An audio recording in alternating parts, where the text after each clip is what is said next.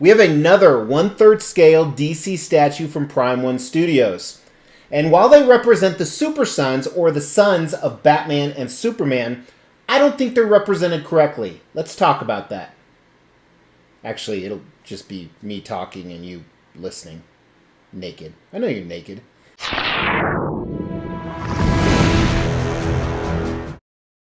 Hey, thanks for tuning into the Extreme channel. Today we are looking at the Super Sons statue from Prime 1 Studios. So Prime 1 Studios is a big player when it comes to DC statues from DC Comics, specifically 1/3 scale. So that means if these guys were real, they'd be 3 times bigger.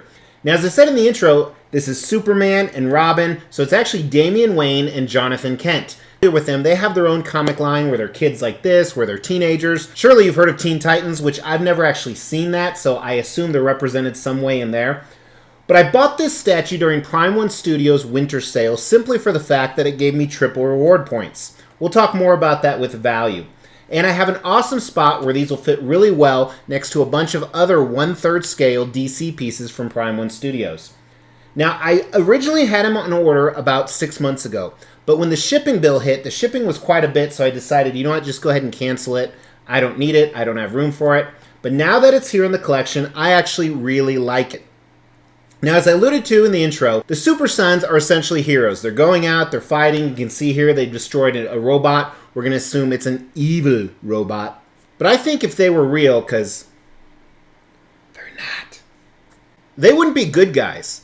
I think little spoiled brats with superpowers would do some Brightburn shit. That's just my opinion. I mean, my kids are monsters and they have no superpowers. But nonetheless, we're going to talk about this piece today, and kind of a spoiler. Whether you like this thing or not, I think you're going to agree with me. Prime 1 Studios did an excellent job on this statue. So let's dive into the Extreme review, and as always, we're going to start with concept of this piece. But I got to get it facing you, so should I wait for it to turn around? We'll wait.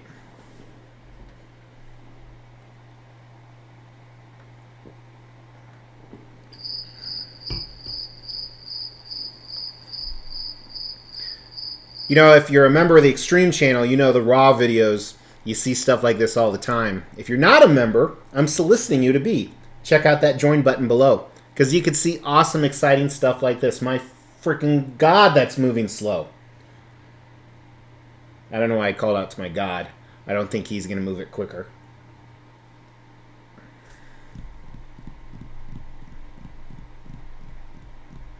I bet you I just got a thumbs down for that.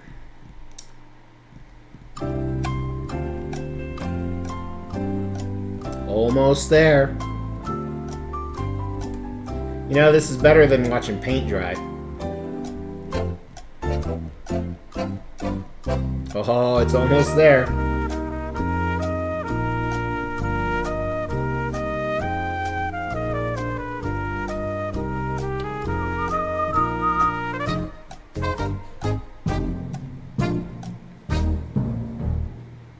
There we go.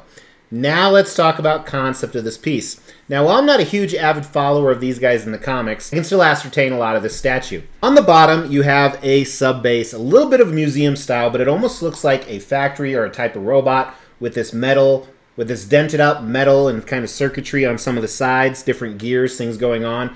On top of that is a rock base. We'll talk about the paint and sculpt it later, but there is a robot that is defeated. It's not only defeated, but pieces of it are everywhere. So we naturally assume that the Super Sons did destroy it. You see a batarang inside of it.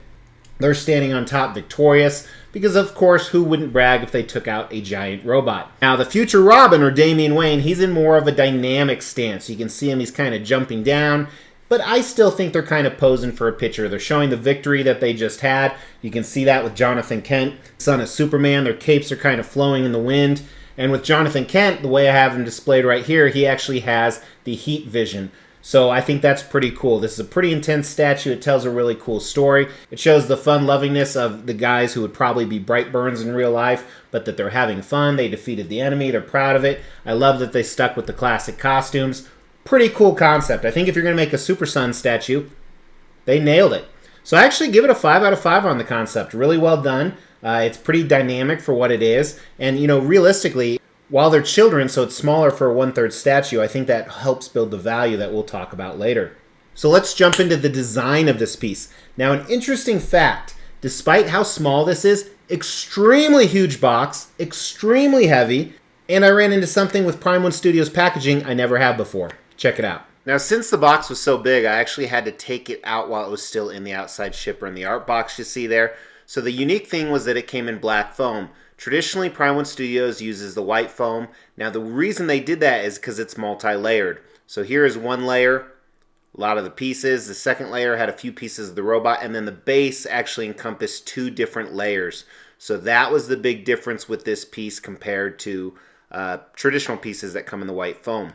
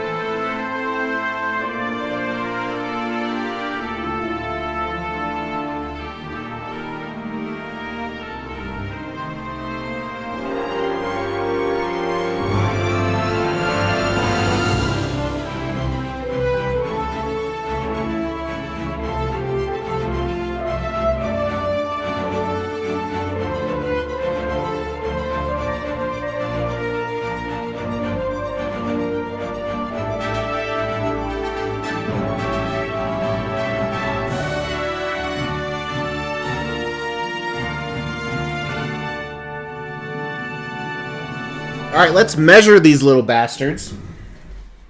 Sorry. Well, we don't know whether they were born out of wedlock or not. They might be bastards. But you got about a 20.5-inch diameter on the base. And then the tallest part is Johanthan Kent's head is right under 25 inches. Which is what I like about this, because most 1/3 scale statues are probably more in the range of 30 to 34 inches. There are a few display options. First, I got the exclusive, so there's 2 portraits to Johanthan Kent. This one right here comes with all the statues, not just the exclusive. And then this one is the exclusive only. Also, there's a light-up feature on the robot. First right here, up on top, kind of coming out of the back like a booster. And I like the fact that you can't really tell here, but it's actually flashing like it's defeated. And the same thing with the arm down on the bottom here. You probably saw me install the AA batteries, and it's just a push button to turn them on and off. The other push buttons right here. So, some cool little display features. You could probably display it without the batarangs if you want, but I think that helps add to the statue. Now, the base does take up quite a bit of room. It actually takes up more room than most 1/3 scale statues, which really surprised me. So it has me a little bit worried where I'm going to display it. If you want to see where I'm going to display it, make sure to check out the Extreme Channel Facebook, Instagram, and now TikTok page. I post exclusive stuff on those venues. But overall, honestly, the design's done pretty well. Everything's sculpted, no mixed media, no fabric. I give the design a 4 out of 5. So far, very, very impressed with this statue. And I think the impressiveness continues with the paint and sculpt. Other than a few issues, it's done really well. Check it out. Now this sub base down here, like I said, I'm not quite sure the meaning of it, but it is interesting. So instead of a museum style, you have this faded gray and black, dented up silver, almost some nodules on the side, whether it's supposed to reminisce like a secret base or maybe part of the robot that they're destroying. But I'm kind of thinking base as I film this, because you move up, it's almost like a bat cave. Here, the rocks on the bottom, I think they look good. You guys know I like texture on any type of, rock base. However, there are some parts of this, like especially in between, There's still a lot of white from the factory here, but like back in here, I think a little too flat. Like this piece right here looks a little plasticky in my opinion. However, you're very rarely drawn to this. Like this other part of the base, as you move up the pillar, I think looks much better. I think they did a nice job with the contrast of the whites and the blacks within that gray. You see some rebar coming out of the top through the sides. So again, it could be a secret base where the robot infiltrated. Who knows? Now, speaking of the robot, interesting what they did on the colors. You see some tones of purple and almost like aqua mixed in there. It picks up really well on camera with spotlights on it.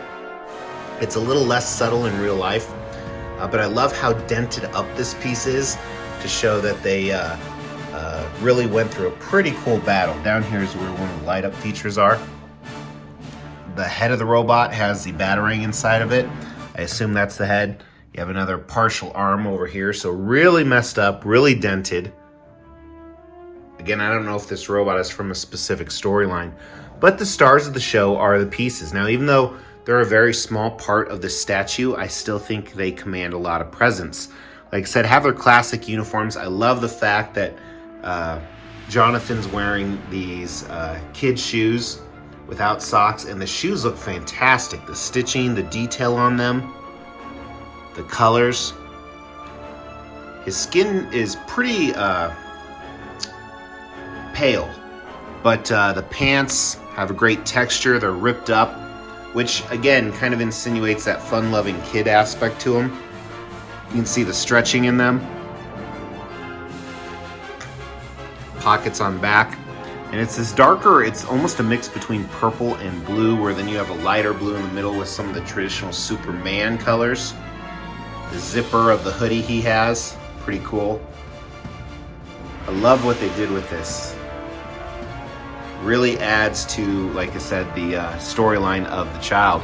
Now his cape on the back here, I like the flow motion of it, like they just, this is the end of the battle, the Superman symbol. It's kind of got this matte finish on it. And then we'll go to his portrait. Like I said, the portraits don't have a lot of details, but I think that's very intentional for the fact that they are children. I love how his hair is flowing everywhere. I know my 13-year-old son hates to comb his hair. Same with the eyebrow. So not a lot of the detail you typically see in a Prime 1 Studios portrait, at least on these guys. Now, a lot of the same comments about Damian down here. I like the fact that he's a little more geared out because he's not a superhero. So it almost looks like he's wearing a little bit of body armor. You have these high boots.